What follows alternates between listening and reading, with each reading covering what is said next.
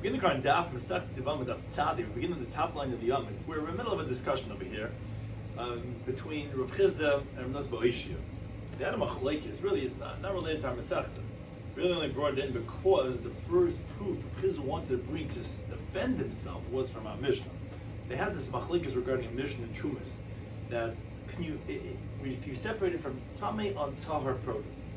So he said, if we did it by mistake, he said the Truma is going to be Truma. That's the halacha of Rabbi Shloimy, which is, you see clearly from the pasuk that it says that Leisisu Lavchet, that it is going to work after the fact, that the Truma Tamei is going to be on the tongue. Now if you did it b'mezid, the Mishnah said that Lo Asav L'Klum. But Machlekes, however, regarding what does it mean Lo Asav L'Klum?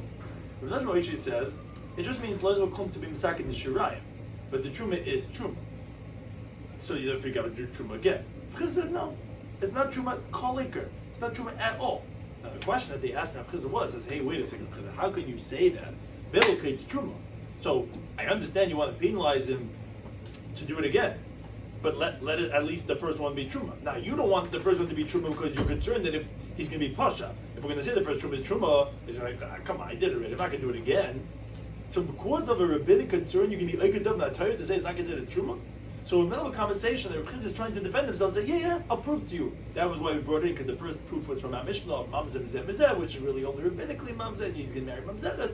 Or says, no, he's not permitted Mamzeh, he's just forbidden Mas Yisrael. So that wasn't a good proof. So he's trying to bring proofs to defend himself, to show, I'll prove to you, you could be Uked Matayah, so I'm not going to have a question, which he's not going to end up proving it, but that's what the Gemara is attempting. He's trying to prove his point, that he could be Uked Min HaTayah. Some of these we're going to discuss about in today's Daf are this halacha of if yesh koich be'etchem lagad ematera, zar shachal truma. If let's say a non-kohen eats truma, what's the halacha? Machlekes of mevatel get bebezdin. If the halacha that you have to know, if I get in a court, and if you don't, what's the halacha?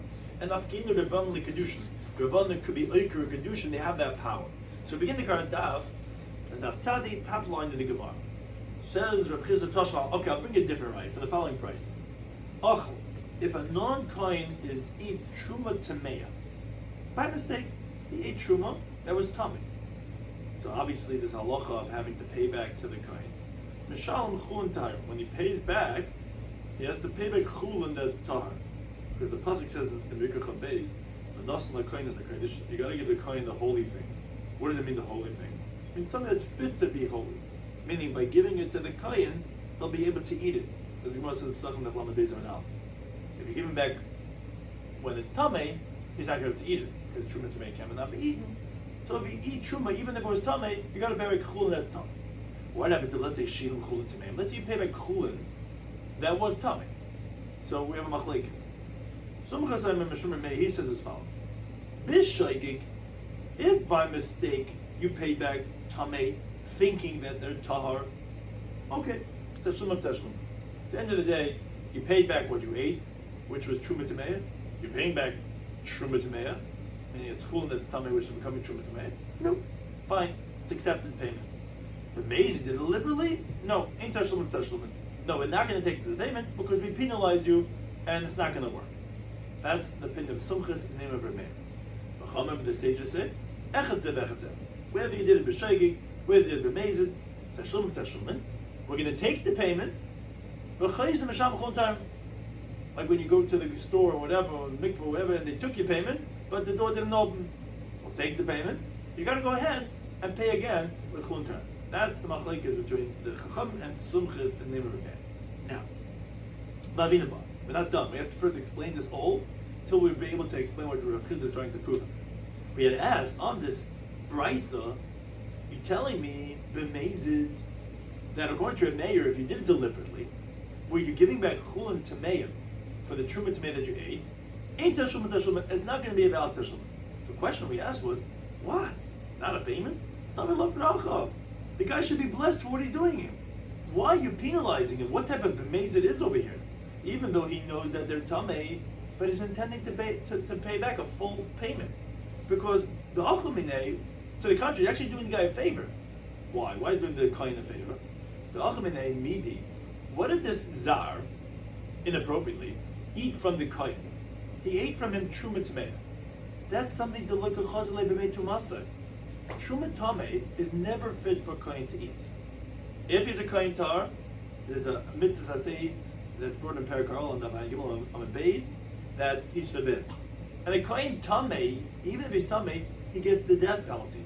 Why? Because the pasuk doesn't differentiate regarding if the kohen himself is tamei, whether the kachim is tar or the kachim is tamei. So there's never a time that a kohen, whether he's tamei or tar, if he's tamei, he's actually going to be mechayiv misa. If he's tar, he's mechayiv mitzvah say is violent. You can never eat truma that's tamei, and that's what the zar ate up. Because Mishalma, what's he paying back? Even when the chulin is tamei, he's paying back meat. Something that kuchas like made to masa. At least the kohen can eat it in his days of tumah. Because chulin that's tamei, there's no isser eating. He usually doesn't want to become tamei because he has to stay tar. But when he's tamei, great, he can eat the chulin that's tamei. Now, Rashi actually points out it's not really true what we're saying, because the tashlumin, it doesn't remain chul, it becomes truma. So it actually is truma tamei. So it's actually not fit for him to make tumasai. It says Rashi, yeah, but at least he's intending to give back a bona fide payment. He's actually giving back exactly what it originally was. But his intention is even better than what actually ends up happening. I'm giving back chul and tamei. Now it actually doesn't remain chul, it actually becomes truma because he's paying back for the truma. But why are you penalizing the guy? He bracha. He should be blessed for what he's doing. Now, Amar Rava, some say it was Kedi. He says, no, you're right. There are words missing in this Raisa. This is how you have to read it. Achel truma tamei. This zar, this non-kohen who ate the truma that's tamei. You're right. Misham Koldu, like we just amended, that he could pay back anything, even chul that's tamei, because tavala bracha. What I mean, he ate truma that's tamei, which is not fit for the kohen at all. He's giving back chul that's tamei, which he could even make the masa. Now, although Rashi says it doesn't end up happening, but it's definitely not worse off than how you started. So we're not going to penalize. Now, the case that was discussed, was disputed. Again, this was all a clarification until we get the right case of the brisa. Was achal truma tahira. Really, you have to read it. If the zar ate truma that's tar, then the halach is mishal b'chul tar. You have to pay back chul that's tar. Now, if shilum chulin tameim, if for the truma tahira that you ate, you paid back chul that's tamei, oh, that's the machlekes. Some chazayim Rabbi Shloimy that if you did it b'shah, you did it by mistake. Tashlum of tashlum, it's going to be a payment, which Rashi elsewhere in Gittin explains that how does that work? You ate truma tahira. How does it work to get back truma tameya? Because when someone eats truma by mistake, the payment actually is what's called a fi mida, according to the measurement, not according to the monetary value. Now, although the tumah that you're giving back is inferior from what you ate, biblically it's still going to be a payment. Now, the Rabbanan didn't penalize him because he did it by mistake. So therefore it's going to be a valid payment. Of course, it goes by quantity, it goes by volume, it doesn't go by value. So it's going to be a payment. But maybe if you did it deliberately, we're not going to consider it as a payment because you ate truma tahira. And now you're giving back what's going to end up being truma tameya, this chul and tameim, that's not going to be a payment. That's the opinion of Rameir. The sages, they say, whether you did by mistake or deliberately, we're going to say that it's a payment, but we're going to make you go ahead and give it back another payment of chul netztar. So Rav Chisda concludes. Finally, we got the right case. He says, in this case, Rameir, according to biblical law, when you give back the chul netztar for the truma tahira, that's fit to be truma. If you recall from the previous Daf of Rabbi Shloimy, when you take minara la yafa, when you take from Tameya and Tahira, Rabbi Shloimy brought a pasuk that it's going to be wrong, but it's going to work. And how so? The Mekadosh bu kohen isha, biblically, if you gave to this kohen deliberately the chulin tameim for the truma tahira that you ate, if he would be mekadosh a woman with that, tafsel kedushin, the kedushin would take effect because that's his monies of truma that you gave him. Because biblically, the chul and tameim that you gave him, which is becoming the truma tameya, is gonna work for the truma. It's gonna become truma to take the place of what you ate of the truma tahira. And yet still v'amadabanan, meaning we're asking from an opinion of Rameir. Ain't tashlum of tashlum, and no, it's not a payment. You know what's happening now that you're saying that? Because you're taking a married woman and saying, no, you're not married. because that truma that he got is not a payment. Give it back to the guy who gave it to him. But biblically it is. You gave him chulun tameim for the truma. No, chulun tameim becomes truma also. It can become even if it's tamei.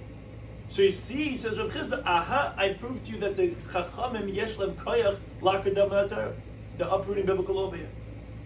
Says the Gemara, no, it's not a raya of Chisda. What does it mean, name tashlum in the Kamer Meir? What does the Meir mean when he says it's not a payment? All it means is the boilam ahead the shlum chulun tarim.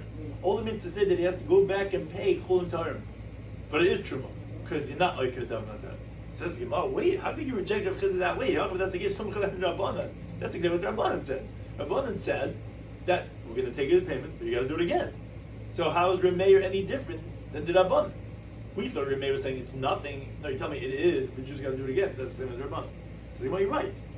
That's not the difference between them. Amar Bach Bredavik, he says, the difference between them is they be penalized even when you did it by mistake because of deliberate. That's the difference between them. Meaning you're right. They don't disagree in the case of the B'mezid. Everyone agrees by the case of the B'mezid that it's going to be a payment, but you're going to have to do it again. The difference between them is, according to the mayor, if you did it by mistake, we said, okay, it's going to be considered as a payment. And you don't have to pay back moreover again, chulun netzar. That's where Rabbanan come along to say, no, they disagree by the case of B'shegig. That not only B'mezid, but even B'shegig, you would have to go ahead and do a new payment. Why? Why B'shegig? It is a valid truma. Because Atur Mezid, that's the machlekes between them. But again, Rav Chisda has not proven this point yet. He didn't prove that they could be oikadam atar because not true. It may actually hold that it's going to be, if he gets engaged with the woman, she's going to be considered engaged. Because it is truma. It's just the yachs of Yitrim, you have to do it again. But I said, I'll touch him again. Rav Chisda is still trying to prove, he's still trying to defend himself. Still trying to find one source to show that the chacham have a kodesh to be lakadam atar. The Brisa says, dam. There's the blood of a carbon, shenitma, that became tummy, the zarka. And then they sprayed it on the mizbeach. So if you did a b'shegi by mistake, hortza, it's going to be valid. But maybe if you did it deliberately, hortza is not going to be valid as a carbon. Says Rav Chisda over here in this case, biblically, the tzitz, which is what the Kohen Gadol wears, appeases and atones for dam that became tummy. The title, like learn the Bryce. It says almat tzitz meratz. Each one of the big dekuna were appeasing something else. What is the tzitz? The plate worn on the forehead of the Kohen Gadol. Appease for aladam on the blood, valabasar on the meat, valachilim on the fat, shenitma of all the carbonates that became tummy. Bein b'shogeg whether by mistake, bein b'mezid whether deliberately, bein b'ainis whether by force, bein b'ratzim whether willingly, bein b'yachlim by individual, bein b'tzibur whether in the tzibur, that the tzitzik meratz, it's going to be okay. Ooh, says Rav Chisda, and even so, V'amar Rabbanan say rabbinically, lo hortza, it's not going to be valid. And you know what's going to happen now because the thing is not valid? Now the guy's going to say, my carbon wasn't good, he's going to have to bring another animal. Problem is, biblically, your carbon was valid, because it is meratzah. I'm not penalizing because, you did deliberately, we're going to penalize you. Yeah, the guy's bringing another animal, and I'll bring Mederes a chulin to the Azara. And the Rabbanan being like and saying, no, you got to bring a new carbon. So you see, the Kayach Chacham Lakadam Nadar. So the Gemara says, no, it's not a raya. Amar Rabbi Yisi Berchanina says, Maila Hortz the Kama. When the Brisa said that it's not acceptable, the first carbon, that only means Lahat Bas Bachila. That means it's just not going to permit the meat of the carbon to be eaten. Because for that, we consider it as an invalid carbon. Of a Bailam, Neskarpaboy. But the owners, yeah, they did get atonement with it, and they don't have to bring another carbon, and therefore you're not going to bring Chulun Tadazar. So it's no right. But Rav Chisda responds, he says, it is Aikadam, because at the end of the day, even according to what you said, you're uprooting that they're not going to be allowed to eat the meat. It says, that those who get atonement are going to eat the meat. What is that? Malamas comes to teach us. Come eat and the owners get atonement. The one thing we see is there's a biblical mitzvah for the kam to eat the meat. And you're telling me that no, there's a apostle carbon, and although it's going to create atonement, but you can't eat from the meat. What do you mean? Because of the rabbinic concern, they're being like the mitzvah deraisa of kam eating the meat. So you see, so they said to him, no, no raya, because Sheva Tasashami. Sit and don't do something, meaning a passive violation is different. That's not considered being Aikadam Torah. So, for example, eating meat is a positive commandment. When the Rabbanan tell you sit and don't eat, That's not actively uprooting biblical mitzvah, that happens by itself. But Truma, where you're saying, Rav Chizda, that like asav like klum, and you're uprooting it, you're actually, the Rabbanan ripping it away from the deraisa to chulin, that's oiker mamish. That you have not found a source to tell me. This is sheval tasa. Sheval tasa passively, without actively uprooting it. That I agree to you, Rav Chizda. But to you, your halacha has to actively uproot that. You have not found a source. So the Gemara continues and he says in Amalei, so Rav Chizda says, either it was to Rabba to Rabba, he says, oh, that answer you just gave me, says Rav Chizda, I wanted to ask on you all the following examples, which I thought would be a raya that you could be Eikedev Matar, and I was going to try to use this to support me. Which are these things that I was going to ask from? I was going to ask from Oral. What's the case of someone who's uncircumcised?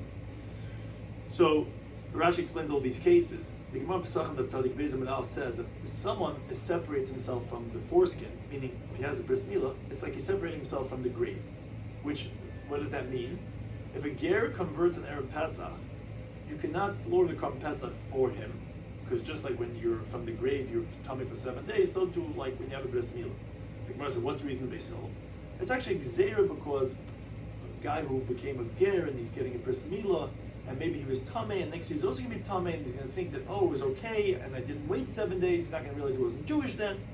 But one thing is that that's a rabbinic concern, and you'll be mevatl Korban Pesach. So he was going to ask from there, Rav Chizda. And then the case of Hazah. Hazah is someone who's tamei, he gets sprayed with the purifying paradima waters, which that's only rabbinically forbidden. And on Shabbos, really, biblically, it's not a problem. And still, we don't let you do it on Shabbos, which is going to nullify the Korban Pesach, because you're not going to be able to purify yourself.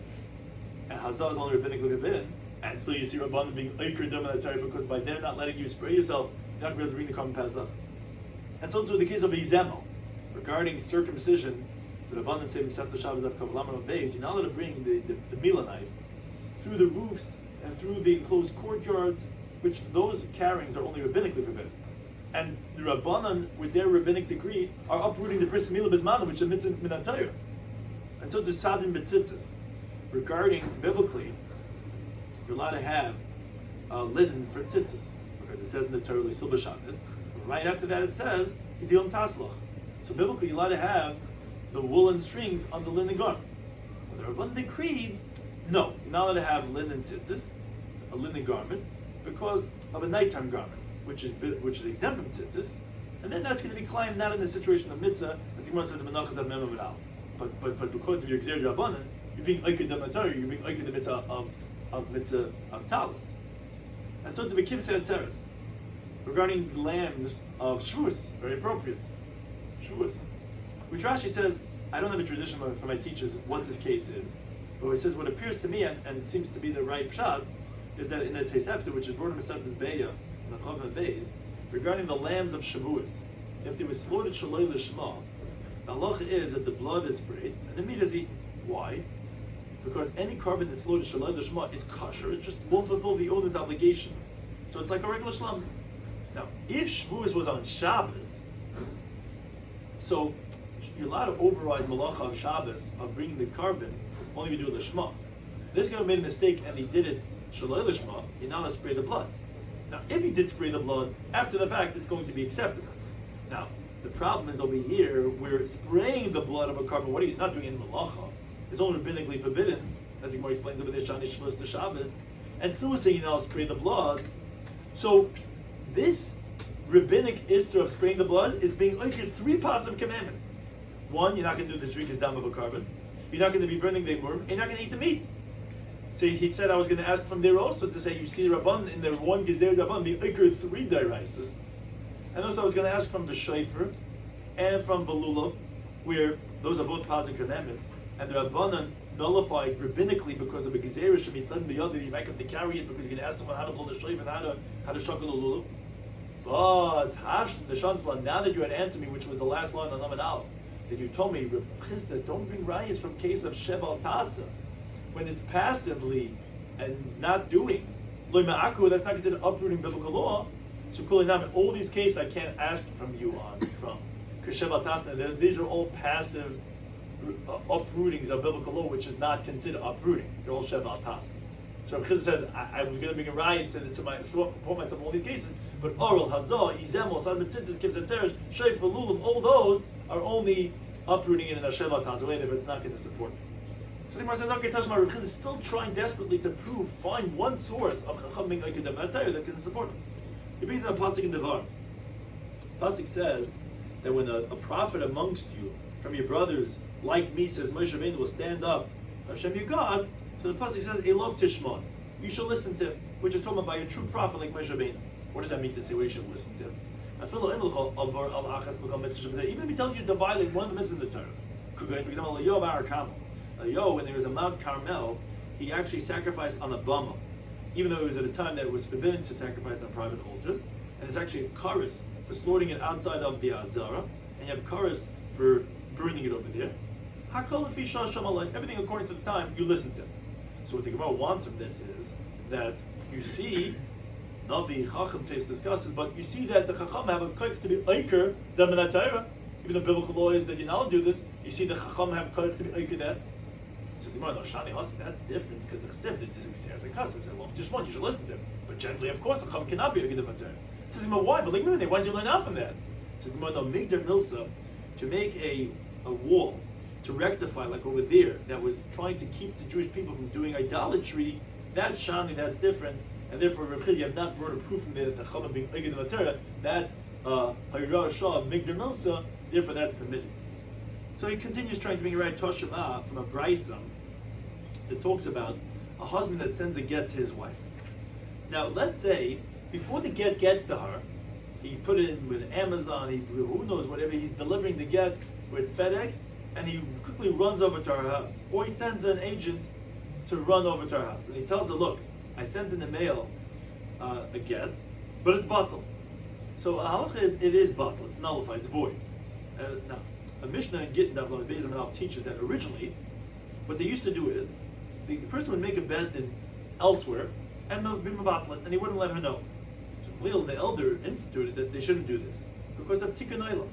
Because sometimes he'll be mevatlet, she doesn't know. She gets a get in the mail. She's like, great. She gets married, her children, all mom's there. So regarding that, the Brisa teaches, if let's say let's say the husband did nullify the get in front of a bezdin elsewhere after this takana of Lil.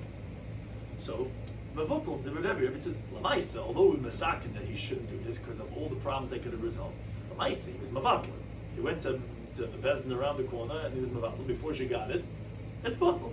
He says, no, he cannot, not to nullify, not to add on in the condition, because if that would be the case that he could, so what is the strength of the courts that they instituted that he shouldn't do it?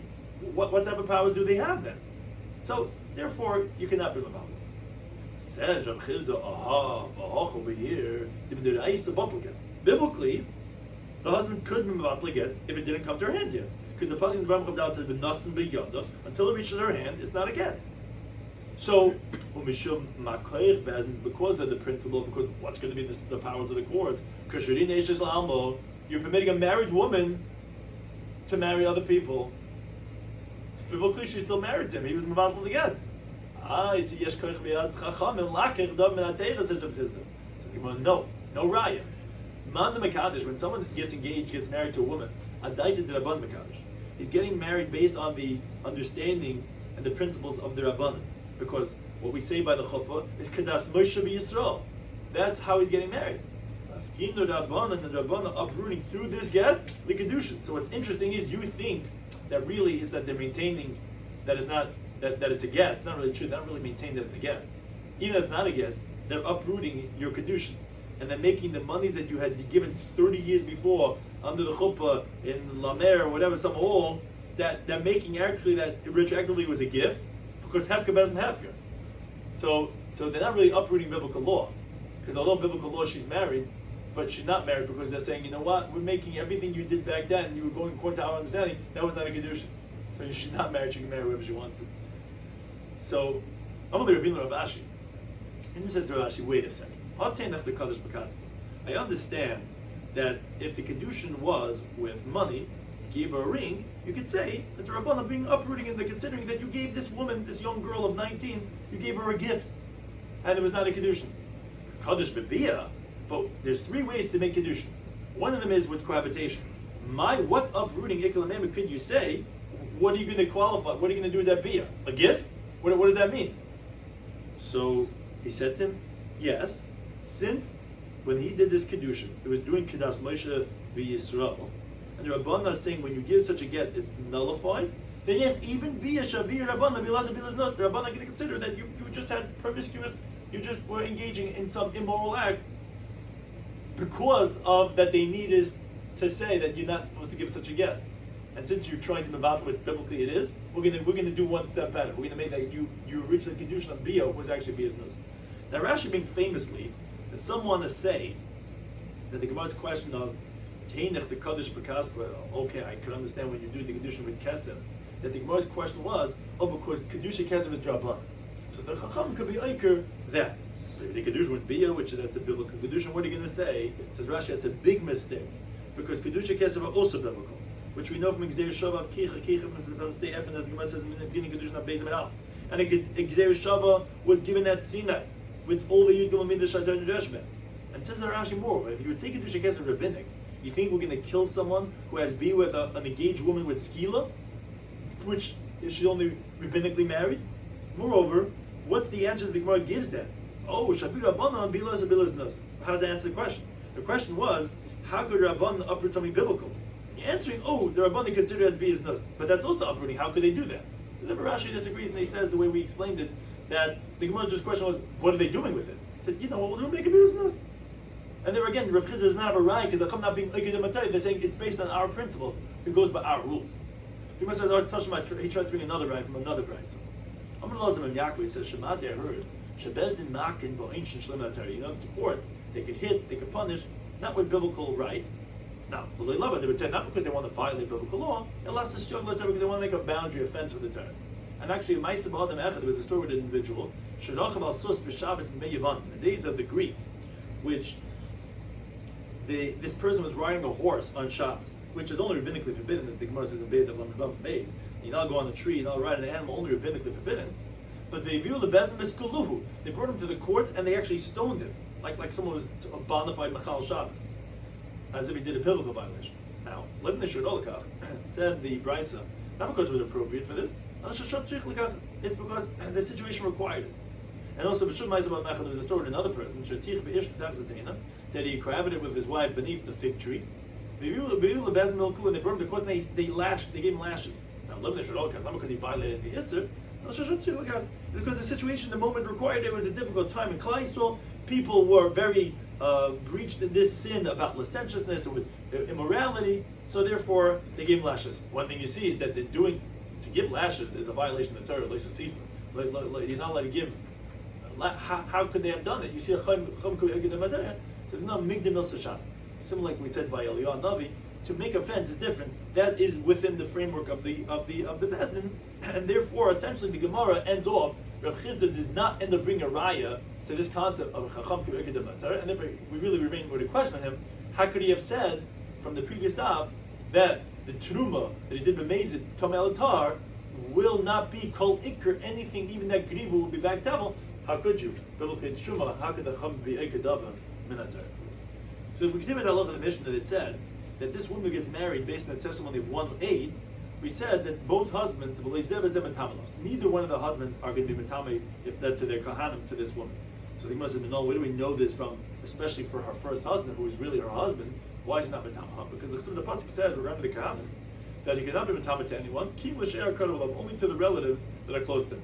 Vamar and the master says, what's shiur? Right? So Ishta means his wife. Now, except there's a pasuk afterwards that says, Lo yitama ba'al ba'amav leichaleh.